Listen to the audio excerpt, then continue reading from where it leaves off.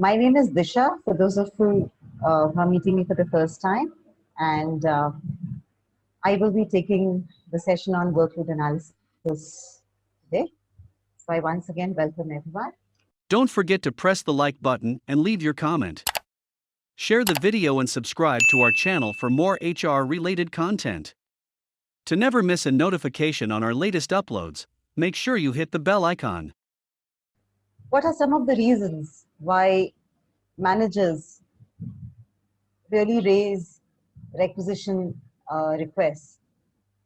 So typical reasons that most managers give for raising requests for additional manpower are their belief in things like that having more people in the team leads to greater authority and being a better leader.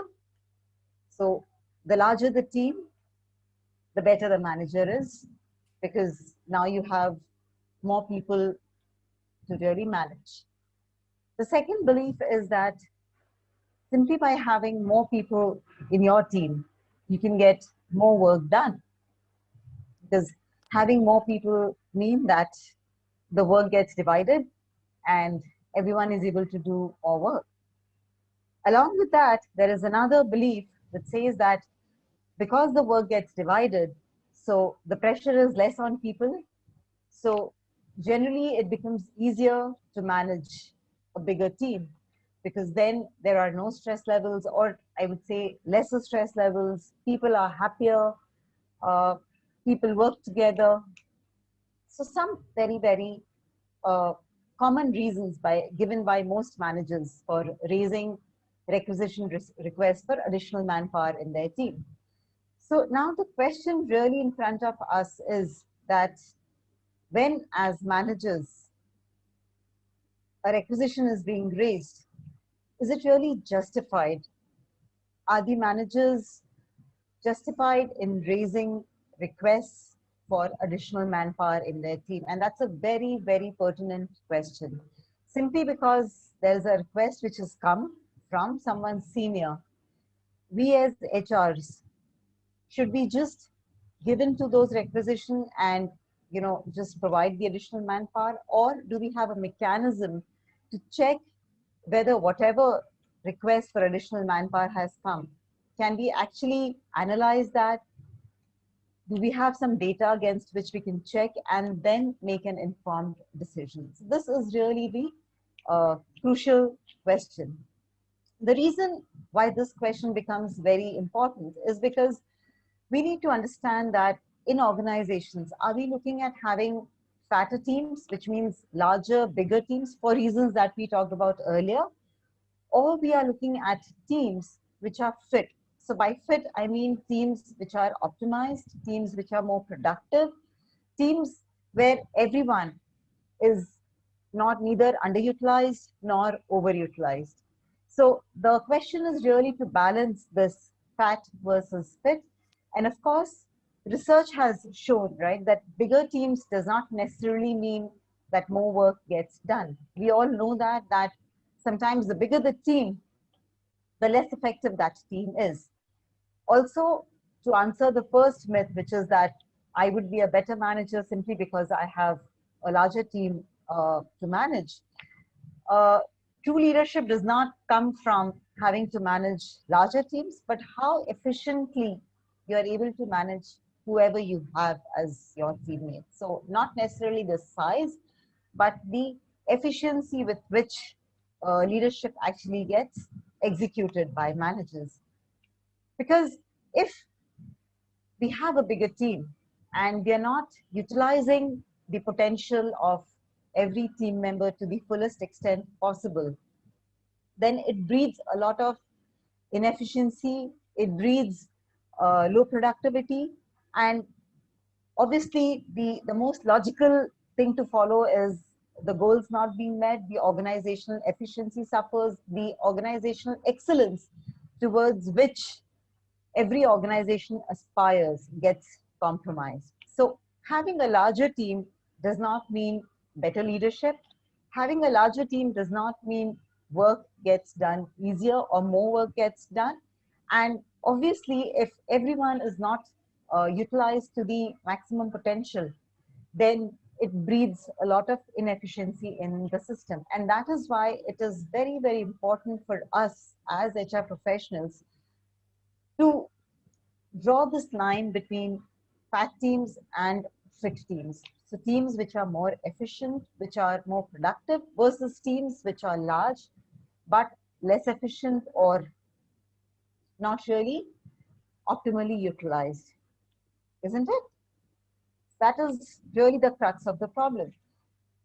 And the reason why the team size or manpower, the reason why they are questioning all this is because manpower or having less or more manpower in the organization has a lot of impact overall, right?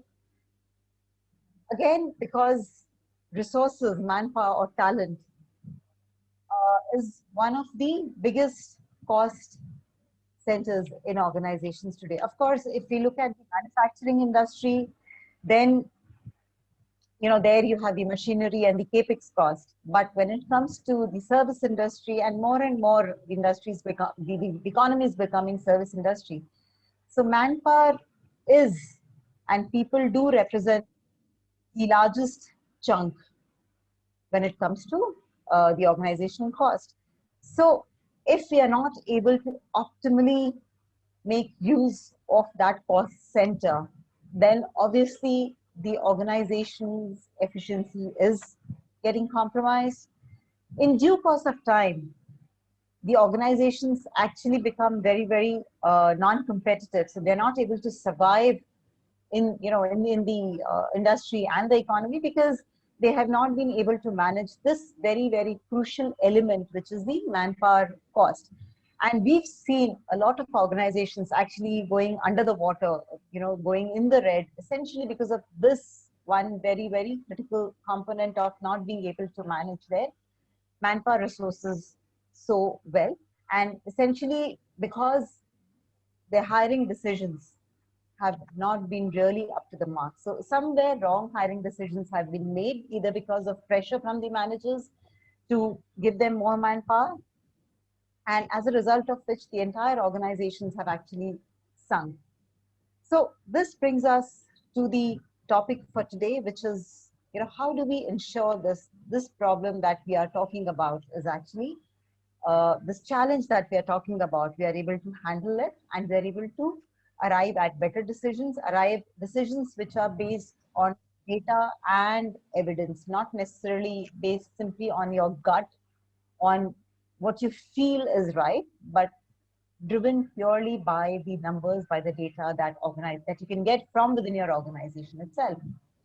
So this is where workload analysis actually becomes a very, very important methodology in the hands of the HRs to deal with this problem. So essentially, what is workload analysis? It is a method by which we try to find out the time, the effort, the resources, so the number of people which are necessary to carry out the day-to-day operations of the organization. So how many people at what time do I really need to fulfill or to meet the objective to achieve the organizational goal? So the effort here or the intention here is to identify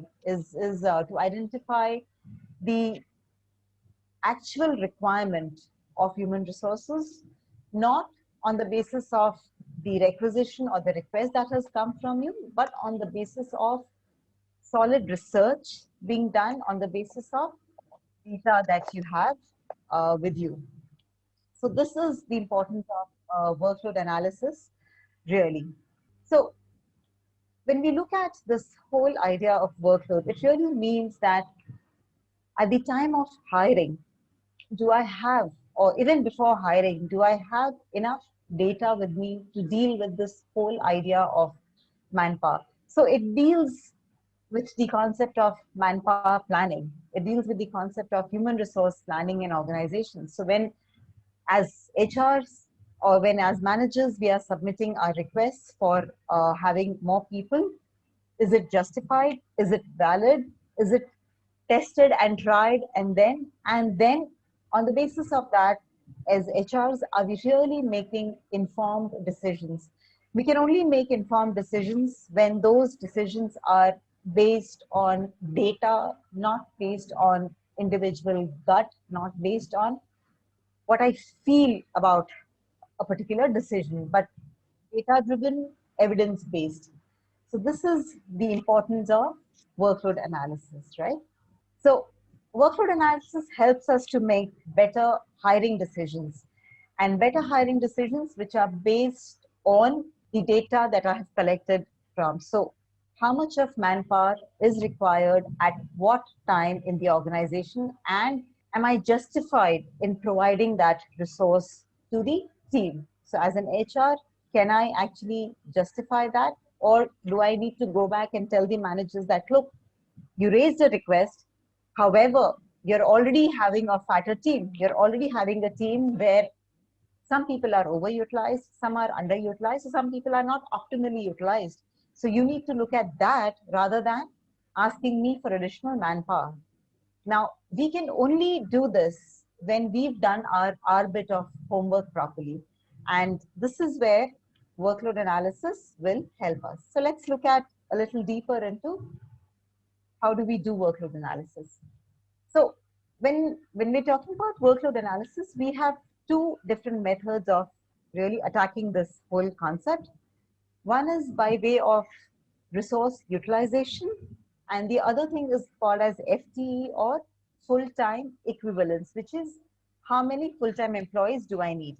So resource utilization is the idea that whatever people I have, are they optimally utilized? So I want to find out what is the utilization and the realization level of my existing manpower. This is primarily what resource utilization talks of. We'll talk about FTE subsequently, but first we'll look at resource utilization. So the formula is very, very simple. We talk of number of actual hours spent in doing a work vis-a-vis the total number of available hours into 100. So it's always a percentage calculation, right? So the denominator, which is number of total available hours, is very simple. Denominator is nothing but, as an organization, what are the working hours? So what does your organizational policy say with respect to the working hours? So it could be 9 hours, it could be 10 hours, which is pretty much standardized, either for specific teams or for organizations as a whole. So that is the denominator. So the denominator is taken care of. What we need to work on is the numerator, which is the number of actual hours spent while doing the work. And this is where, as HRs, we need to focus on, right? So the denominator is something that we will get from our organization policy, the work time policy, everything, right? How the organization is functioning right now. The numerator is what we will be focusing on. So when I'm saying that the number of actual hours spent by doing work, I am talking about the productive hours. I'm not talking about hours that you come in, log into the organization, right? Use your access card, and then you leave. I'm saying within that span of 9 to 10 hours that you spend in your organization, how much of it is really spent in doing productive work, in actually doing the task that you're supposed to do, which either benefits the organization. Customer benefit obviously leads to organizational achieving its goal. So the actual time that each one of us spend in doing the tasks that we are supposed to do in achieving the goal, that is the numerator that we will be focusing on. So the moment I say that I want to focus on that, I'm essentially talking about this concept of time tracking. I'm saying that how much of time is spent on which activity. So I am talking about this whole idea of time tracking, but of course, it is not to say that every organization does it. Maybe specific departments do it, or it is done department wise. So that really is the way the organization, it's an organizational decision to decide whether time tracking, do they want to do it time tracking for very, very critical departments. Yes, the best practices suggest that it should be done for the organization as a whole. So time tracking will actually give us the best possible estimate of figures when it comes to the numerator, which is the actual time spent in doing the work, not the total available hours, but the actual time that every employee spends in doing the work that they are supposed to do. So when we talk of tracking this, we have three mechanisms, right? How do we track really the time that employees really spend on doing the work? So we have three mechanisms. The first and the most common, the very basic way of doing it is administering timesheets. Timesheets are that whether it is physical timesheets or electronic timesheets, where every employee is expected to fill, uh, after a certain duration, the work that they've done. Now, that duration could be every 15 minutes, every 30 minutes, hourly. Really depends on either the department or the organization. But the idea of timesheets is that we go about filling that within that duration, what are some of the tasks we do? So when you come at 9:30 to 10, what do you do? So first thing, you check your mails, you respond to the late night emails, then you look at your tracker and you see the tasks for the day. So whatever it is, 10 to 10:30, then you allocate your time to the various tasks that you've defined for the day. You maybe start with the most urgent tasks or tasks which are on priority.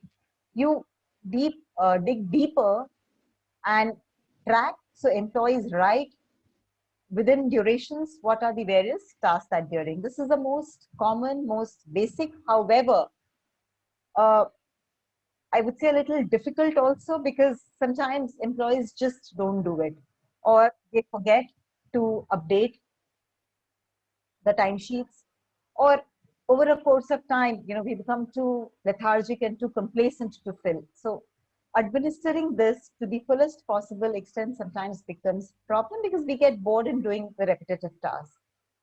The other thing is install softwares on the systems that you're working in, and many organizations really go about doing it. So these softwares actually track, uh, so they track the amount of time you're spending on particular websites, portals, or screens. And if your system is lying idle for a while, it will also track that. So softwares are a good mechanism to track how much time each one of us is spending on the respective tasks we are doing. Now, both the first and the second option, which is the timesheets being filled by the employees, or the softwares which are installed and which really tracks how much of time you're spending. So the timesheets are obviously filled by the employees, the softwares do their work. Now, when neither of these two things are available with the organizations or with the HR departments, this is where the third mechanism for time tracking comes into play. And this is where the role of the HRs become very, very important. So in the third mechanism, or the third method, we get we try to get approximations or estimations of the amount of time that employees spend on various tasks. Now, here the HRs can go about using various research methodologies. So you observe your employees, you observe and you make a note of how much time they're spending on various activity. You can also give them a survey questionnaire which says that from the time that you come to the time that you leave, what are the various tasks? Can you allocate time to these tasks? Or you can also give them, please list the most important tasks that you have done from 9:30 to 10, 10 to 10:30. All that is possible. So you can give them a survey questionnaire. You can also interview your sample employees. And obviously, after you cannot interview all the, let's say, a 5,000 employee or a 2,000 employee. You can pick up a sample size, interview them, and then just expand and apply that same data. You can also interview the managers to find out, isn't it? So various research methodologies, whether it is survey questionnaires, whether it is uh, interviewing, whether it is observation. And we do this and we arrive at estimations. So these are not hard numbers. These are only approximations because we are also estimating, right? So obviously there will be an error. There will be anywhere between 10 to 20% error in the figure that emerges. Now, when we are using the third method, obviously you want to uh, triangulate your data, which means that if you are uh, observing, you also want to interview the employees and you may also want to interview the managers. So essentially try and get data from three sources so that the errors or the drawbacks that's there in the data from one source gets neutralized by the other. So at the end of it, what you have is a much more robust data to work with. So we will be focusing on this third method of doing, which is where our role as HR professionals become very, very important. So how do we really estimate the time, right? So this is what it is talking about. So let's look at it. Now, the way to estimate time when either you do not have the timesheets or you do not have the softwares, or maybe you have them, but you still want to triangulate by using this method. So it's very simple. We identify a role. Now, each role obviously carries a set of tasks, duties, responsibilities that we're expected to do in those roles, right? So we identify the role first, then we categorize the broader areas of tasks that that role demands, right? So various categories are, the activities are categorized. Now, for us to perform that broader area of tasks, what are these smaller activities that we do? So you are basically breaking down the larger task that you do into smaller activity and then you take it forward. So let's look at it how this works, right? For example, this is the role. So the role is that of a trainer. Now, a trainer's role can be divided broadly into three major categories of tasks. One is delivering training, one is preparing training manual, the other one is preparing the learning plan. Now, within delivering the training, what are the various smaller tasks that a trainer does? So, gathering expectations, setting ground rules, conducting icebreakers, doing activity, doing the debriefs, getting the feedback form, right? In preparing the training material, it could be participant handbook, preparing PPTs, preparing notes, preparing posters, handouts. Uh, if you are doing certain ICPs within the class, then obviously preparing material for that ICP. All these are the tasks that will help the trainer to achieve the larger or the larger goal of training material, preparing training material. Similarly, when we talk about learning plan, it could be about creating objectives, activity, the focus areas, the duration, all of these. So the role is the broader role that we select, right? We are not talking about people here. We are talking about roles. So they don't say what Disha does, but what does a trainer do, right? And then you divide that role into various major categories of or areas of work. Within that work, what are some of the tasks that the employee or the role demands, right? Another example, let's see. Another example, if you look at a sales executive. Now, a sales executive, broadly, we can classify them as four broad areas of work that they do. Of course, it can be more, but for example, one is selling, scheduling and post-sale support, data management, marketing and branding. Now, to do these or to do selling, one is accessing and downloading leads, calling the customer to explain programs, sending emails, video counseling, right? Showing the training space and facilities, follow up for closure, register and create, right? Again, similarly for post-sale support, for data management, and for marketing and branding, right?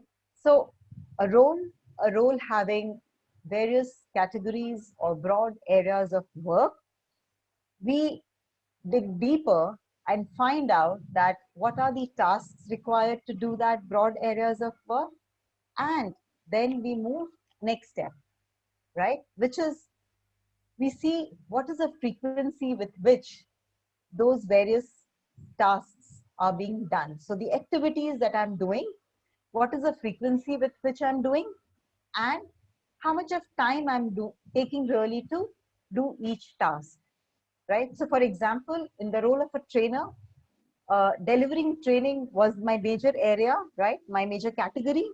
Within that, I said, okay, setting ground rules. So which will be my task number one. So A 1.1, A 1.2 would be gathering expectations. A 1.3 would be delivering, and A 1.4 could have been taking a feedback. Now, with what frequency? So this maybe I'm doing in once in 3 hours. A 1.1, obviously icebreaker, I'm doing it in one, I'm doing it once.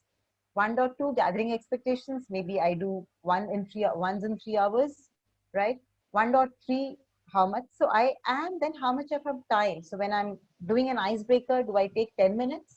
When I'm setting expectations or gathering expectations, do I take 15 minutes? When I'm actually delivering, obviously the larger chunk, the majority of my time goes in delivering, so which could be out of a 2 hour session, maybe uh, 1 hour 20 minutes goes in delivering, and taking feedback could be another 10 minutes. So similarly, we go about doing this for all the categories and all the activities associated with that category. So very, very, very simple. We start with the role. What are some of the broad categories of work associated with that role? Now, to do those broad categories, what are the various activities or tasks that is required? So once I create that table, then I say that these tasks happen or occur with what frequency. So that particular employee does with what frequency and with what time, how much of time. Now, obviously, I mentioned earlier that these are not uh, hard bound figures, right? These are not hard cast in stone. These are just approximations and estimations because we are observing, we are taking feedback, we are interviewing. So we arrive at, so you look at three sources, then you average it out and you put it across, right? Now, when we do this and when we do the sum of the estimated time, right, what we get is our numerator, which is the actual time spent in doing the work, doing the productive work. So I am not talking about all the other things that I'm doing, but essentially the work for which I am hired, right? So the moment I do this, I get my numerator, and denominator is fixed for me, which is the available hours, right? So this is how the utilization level gets calculated, okay? The other concept is realization. Now, the difference between utilization and realization is actually the denominator. So again, when it comes to numerator, I go about doing exactly the same thing. So, but when it comes to denominator, I'm talking about the actual work hours available, right? Which means I am taking away my lunch breaks, my coffee timing, or maybe some organizations have a concept of 15 minutes of break every 3 hours just so that you unwind. So whatever as a policy the organization has, I remove all that. So the actual available work hours to do is this, right? And how much an employee is doing. So the difference between utilization and realization is doing away with, uh, so in realization, we do away with things like working in things like lunch break. So if an organization has 9 hours of working and it says that in that 9 hours, you have half an hour of lunch break and two coffee breaks of 15 minutes each. So the actual working hours available for people to do their work is actually 9 minus 1, which is 8 hours. So this is what realization levels will give us. So that is Uh, the difference. Ma'am, sorry to interrupt. Can you Yes, please explain the denominator of utilization and realization once again? The difference? I'll do that. Yes. Okay, thank you. So talking about utilization, right? My utilization formula says number of total available work hours, right? which means here I'm talking about the broader work timings of my organization. So my work timings are 9:30 to 6:30, 9 hours, or 9:30 to 7:30, 10 hours, right? The moment I talk about realization, I am actually deducting the non-productive hours from the denominator as an organizational policy, whatever is there, which means my lunch breaks, my coffee breaks, if there are, let's say, certain unwinding breaks given by organizations, IT companies do this. So you take out all that, and that is the actual work hours available for you. So the numerator remains the same in both the cases. What changes is the denominator. Is that clear, Anshu? Yes, ma'am. Thank you. Now, Ma'am, another question. So, yes. number of actual hours spent doing work by and the number of actual work hours, won't Yes. that be very similar or almost equal? Okay. So think of it like this, that most of us, right, we've seen job descriptions, isn't it? Our job descriptions typically will list about 5 or 6 broad categories of tasks that we are supposed to do, isn't it? Actually, most of us do a lot more than what is stated in our JDs, right? So when I'm talking about the numerator, I am taking care of each and every task that an employee spends time in. Here, my intention is not evaluation. My intention is not whether I want to see, if an employee is uh, doing a task which he or she should be spending less time on or taking more time. I'm not doing that. I am only simply collecting data and reporting. So I'm gathering data, collecting it, and reporting it here.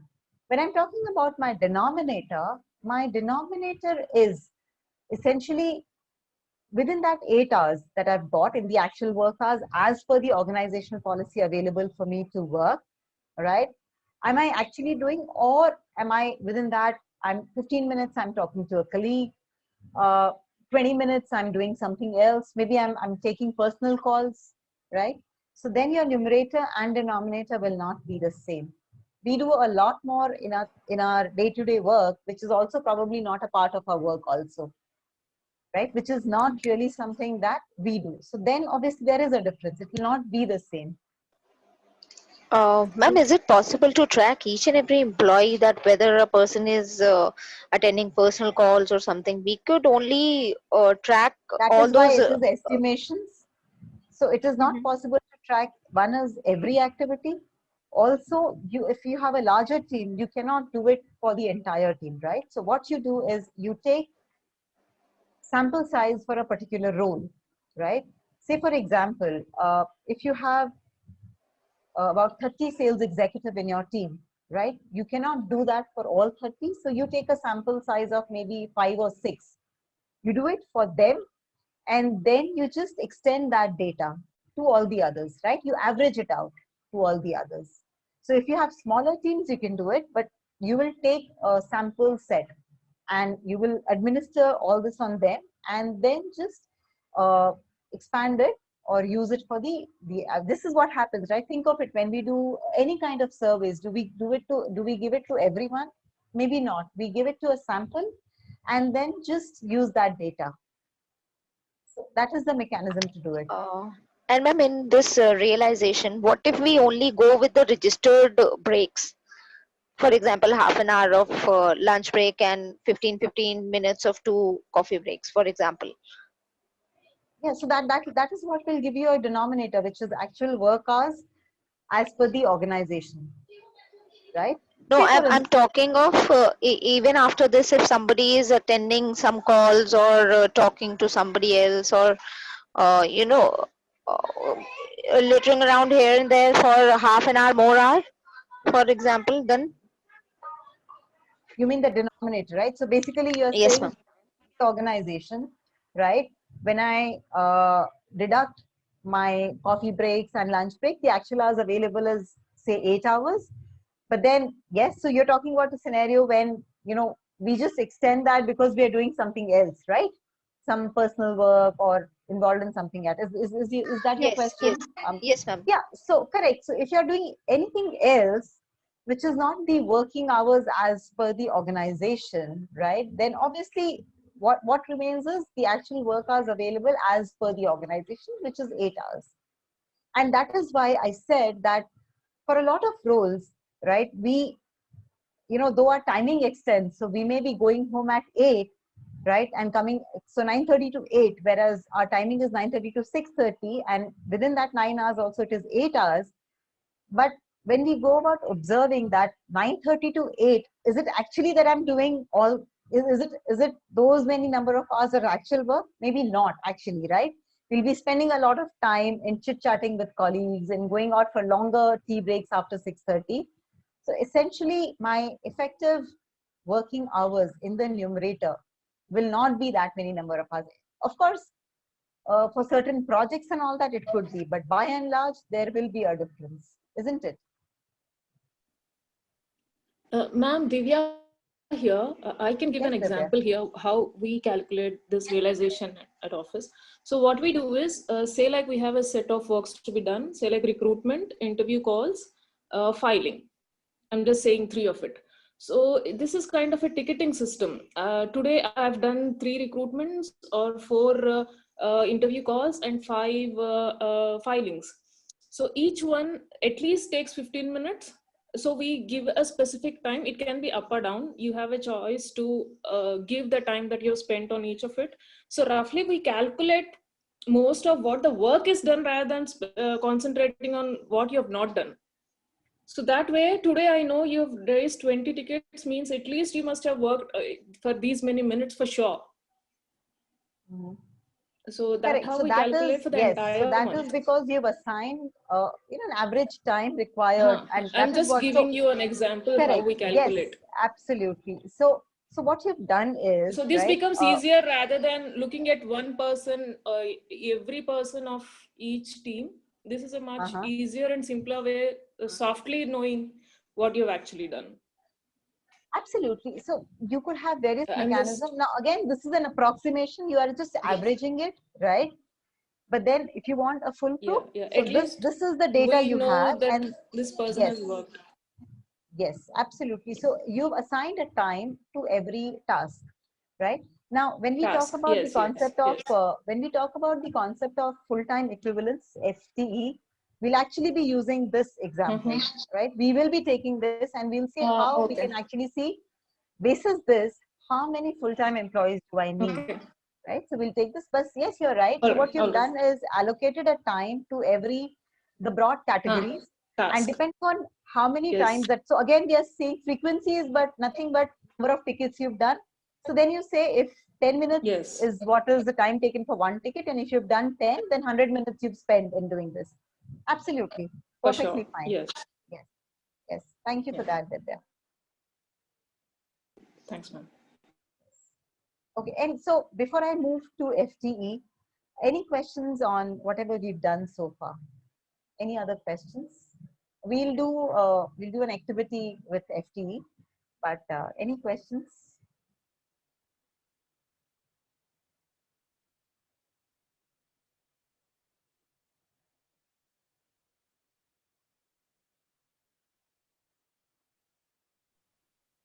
Disha, how do we do this with each employee of the organization, or is there a software which can assist in So the process? Sandhya, that's what I mentioned, that for smaller organizations, you can still do, and by small, I really mean like really small, so startups and all that, right? Maybe or 50, right? And you have the smaller teams. But the moment the organizations grow, you always take a sample size, right? So the reason I kept insisting that these are approximations, estimations, is for a number of reasons, right? One is you cannot do it for each and every employee. You do it for a role. So you pick up few people who are performing that same role or who are in that same role, and then you do it for them, and you just extrapolate that data to all the people in that role, right? Also, it may be impossible to list every small activity, right? So if we can do a good exercise of listing every activity, yes, but sometimes practically it becomes impossible, and that is also the reason why the element of estimation comes into picture.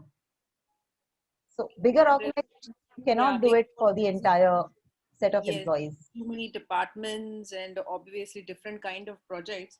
It will be really difficult if you have to sit with each department and you have to get it organized. I mean, and those departments doing different kind of projects, and then we have a factory as well. So I'm just trying to work out, in this case, it would be really difficult to follow this particular process.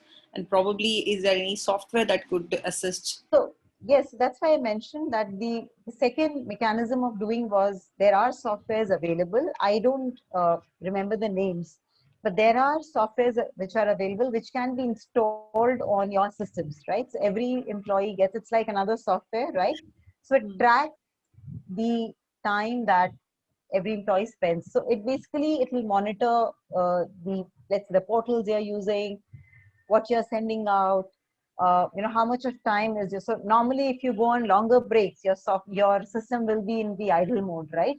So, Right. or if you're on calls longer, for longer durations, then you're not doing it, right? So it could be various ways. And then whatever data you get that, so wherever you feel there is a gap, right? So let's say your system has been idle for, let's about 70 minutes, right? Right. Then Yeah.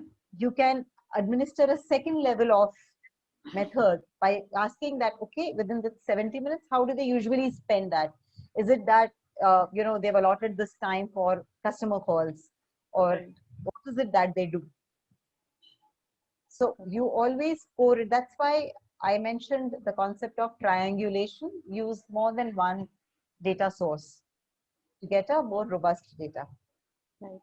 Okay. Because your also will only track your system, right? That's But there that's could be a lot of things, which we do, asides, from working on the laptop, right? yes. And it's actually difficult to track, especially people who are working for various projects. It's like one person is handling 6 different projects. So then Yes. it's increasingly difficult to track that down. So Mhm. this is the reason I just wanted to. It's a good concept, but unfortunately, it would be very difficult for us to follow this in a larger organization. That's about it. So larger organizations actually, couple of ways how you do it, right? Hmm. Having timesheets filled, right, is the best mechanism there. Okay, Hmm. and then you obviously correlate it with the softwares. Also, I'm not saying every time HR professionals have to do it. So we need to train the managers to be able to do it, isn't it? The respective team leads should be able to do it. If you can train them to do it for their teams and then substantiate data, then for you it will be about data validation. Hmm. Unless the organization has a huge HR team, obviously a small, team size cannot do it. So you Yeah. train the respective team leads to do it, and then you of course validate it. Then you will be doing your second round of check on that data. So it's very clear. The deeper we dig into the data, what we have, right, the more robust will be our data set on which we can actually do some kind of run some kind of analytics and arrive at this. Right. The more shallow we work, right, the more superficial work we do, obviously then it will be not the same, right? Right. So organizations really have a very different level when it comes to what is the most acceptable level for them in terms of utilization or realization. Some Yes. organizations say that for us a 60% utilization is fine, which means the moment my team, for a team I say 60% utilized, which means I can now increase the headcount. Some organizations believe that 80% is a good utilization level. So, right. So unless the teams have 80, so which means unless the members of the team are 80% utilized, I will not increase the headcount. So it is really an organizational decision. But yes, if you ask me what is the recommended level, a sweet spot would be anywhere between say 65 to 72, 73. That could be a sweet spot for most organizations to work on their utilization levels. Because if you're looking at very high utilization levels, we are talking about burnouts. We are talking about employees being very unhappy because they are overutilized, isn't it? If you're Yes. talking about utilization levels as low as 50%, 55%, then obviously clear indication that the team is not optimally utilized. They are underutilized, so they can do much more than what they're doing right now. Right. Okay. So now let's look at it, and this is very interesting. Now let's look at it. Look at the whole concept of full-time equivalence, which is basically number of full-time employees needed to do tasks, or to meet the organization or the team goals, right? Now, when we're talking about this, obviously there is an element of either improving the processes or improving the number of people in the organization, right? So we can attack it from both ways. Obviously, we're talking about a lot of process improvement here. So the concept of FTE actually talks about relating the number of people to the task and to the time. Again, the reason being, we know that employees are a cost center. So while in the utilization, right, the concept of utilization talked about optimally utilizing whomever we had. This talks about how many people on a full-time basis do we really need for the organization to achieve its goal. So let's look at it. So as it says, how many full-time equivalents or employees do we need to execute, optimize, perform a particular job or a process? Okay, now the best way to really understand this is by way of a case study, which will really make this whole concept very, very clear. Now, this is a case study. It says that Airport Authority of India has decided to outsource their help desk counter with following timelines and flow of passengers as given in the sheet. Kindly note, we have the following information. AAI operates 24 hours a day. The average time per customer handling is 15 minutes. The realization time per FTE is 50 minutes per hour. Now, which means in 60 minutes, the effective productive time that each FTE is doing is for 50 minutes, right? And we take away all the non-value added tasks, activity, and the time associated with it. So 3 data points for us here. One is that the organization, so Airport Authority of India operates 24 hours a day. The average customer handling time is 15 minutes, and the realization time per full-time employee, full-time equivalent, is 50 minutes for every hour. Okay. Now, this is what the sheet looks like.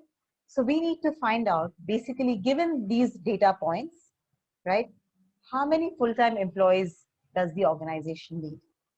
Okay. So on the left, you have time, which is 24 hours every hour. We're saying it is also telling you the number of passenger flows in each hour. So from 0 to 24 hours. So it's giving you hourly breakup of the kind of passenger, right? So crowd expected, the workflow expected. And it's telling you that to service every customer, one FTE needs 15 minutes. Okay. And we need to find out FTE required. This is what the problem is. Now, we'll get our full or total time by multiplying the number of passenger into the average time. So for every hour, we can find out what is the total time required, right? So let's look at this. Okay. Okay. First, let's look at, so 2 scenarios, right? Before I get into the solution, 2 scenarios. We have to, the first scenario, we need to count the FTEs required to service the customer in a normal case, right? When we have enough full-time equivalents to support the operations in every shift being for 8 hours. So organization is working for 24 hours. That 24 hours is divided into 3 shifts because every shift has to last for a minimum of 8 hours. This is what my first problem statement says. And every FTE needs 15 minutes to service one client, one customer, that's given. And I have the list of I have the number of customers, right?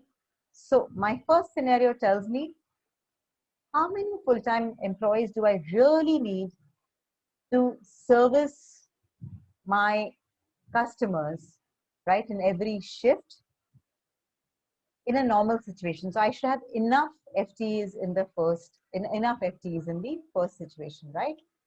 This is what it is. So we had 3 data points, right? Time was given, number of passengers is there, and average time, the problem says 15 minutes, right?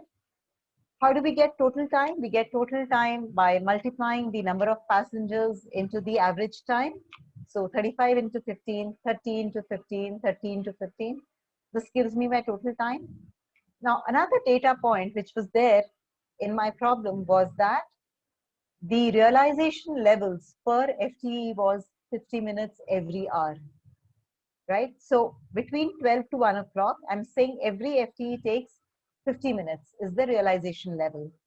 So the total FTE required will be very simple. My total time divided by my realization time will give me the full-time equivalent required for that hour, right? Now, if you see in the answer, there are 3 shifts. Each shift is color-coded, right? And my scenario 1 says that every shift will last for 8 hours. So, which is basically from 00 hours to 8 hours, right? Then you have 8 to 16. Then you have again 16 to 24. This is what my shifts are. So I'm saying at every hour, I calculate the FTE required, which is very simple. The total time divided by my realization time for that hour, and I get my total FTE. So in a shift, for a shift to be able to service all the customers enough, what will be the number of FTEs required? So let's say I'll open this to inputs now. In my first shift, which is from 0 to 8, right? It talks about from 0 to 1, I need 10.5, 1 to 2, I need 9, 2 to 3, I need 9, 3 to 4, I need 9, 4 to 5, I need 13.5. So in that shift, what is the optimal head count for me so that every customer is serviced? Can anyone attempt this? Would anyone like to attempt this? So let's look at let's look at the problem statement again. Calculate the number of FTEs required for AAI to service the customer in a normal case. Okay. Now, what is that normal case? Where we have enough number of FTEs to support the operations per shift, each shift being for 8 hours. This is the normal or the first problem that we have. Okay. Now let's see if we can find out. So where I have my first scenario is where I have enough people to service that shift, and each shift is for 8 hours. 18 people. I think we should have 13.5 people only because that's the maximum, and Okay, so you may have more people. 13.5, but you round off, you cannot have 13.5 people, so you'll have 14. Yes, you will have 14 people. 14 right? people. We should always take the maximum to be on the safer side. Yes. What does your enough people to be able to service the number of passengers in that ship? And the highest FTEs that is required is basically between 5 and 6, 6 and 7, 7 and 8, when it is 13.5. Now we cannot have 13.5, so we round it to the next higher digit, which is 14, right? What about the next shift? How many FTEs would be required? 18. Yes, we require 18 because the maximum number of FTEs required is 18 in 4 hours. So anything below than 18, anything lower than 18, which means we will not be able to service our customers when the statement is enough FTEs. So there is no limit on the number of FTEs I can have, right? When I say enough, which means I'm not trying to reduce the headcount. I have enough people to do the task that is there at hand, right? What about the third shift? 12. Okay, third is 12. So how many FTEs in total does the organization need? 40. 46. 44. 14 plus 18 plus 12. Yeah, 44. 44, right? So the FTE counts needed is actually 44. Isn't it? This is what it is. For first shift, I need 14 people, right? When I'm not trying to do any reduction in the head count. So I'm saying enough people I have in a normal situation to service everyone, 14, 18 similarly for my second shift, and my third shift, 12. And when I add all of it, what I get is 44. So essentially, this has led to a 10% reduction in the headcount, obviously has an implication on the entire manpower cost, compensation cost.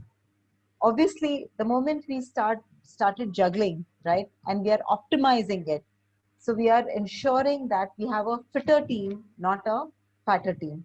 So the initial myth that we started with, saying that a bigger team will be more effective, this actually has proved it otherwise, right? Even by reducing the headcount, we were still able to service our customers in the same way without compromising on the organizational goal. Thank you, everyone. To learn more about workload analysis, subscribe to CPD membership by clicking on the eye icon above.